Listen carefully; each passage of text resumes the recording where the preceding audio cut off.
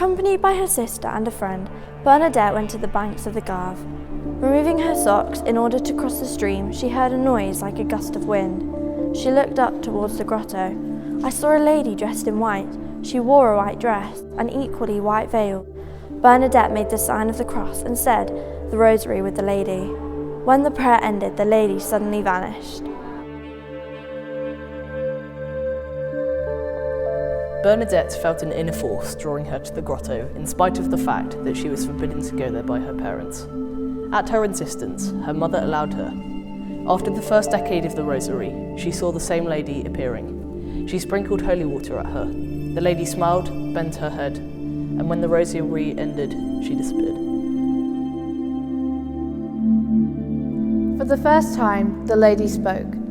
Bernadette held out a pen and paper, asking her to write her name.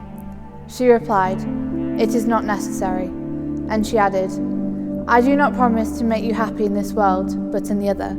Would you be kind enough to come here for a fortnight?"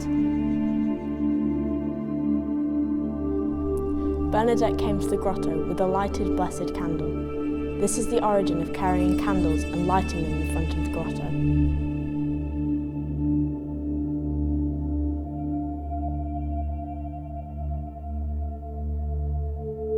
The lady taught her a personal prayer.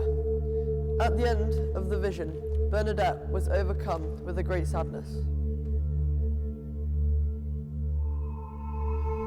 The lady appeared to Bernadette very early in the morning. About 100 people were present. Surrounded by 150 persons, Bernadette arrived at the grotto. The apparition revealed to her a secret only for her alone. The message of the lady: penance, penance, penance. Pray to God for sinners. Kiss the ground as an act of penance for sinners. 300 people were present.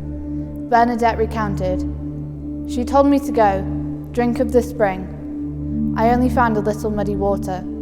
At the fourth attempt, I was able to drink." 800 people were present.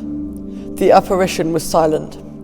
Bernadette drank the water from the spring and carried out her usual acts of penance.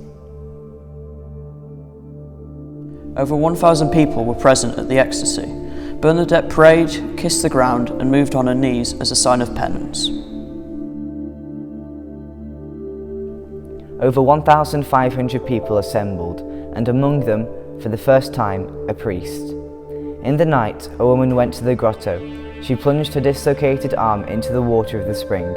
Her arm and her hand regained their movement. The crowd became larger and larger. The lady asked her, "Go and tell the priests that people are to come here in procession and to build a chapel here."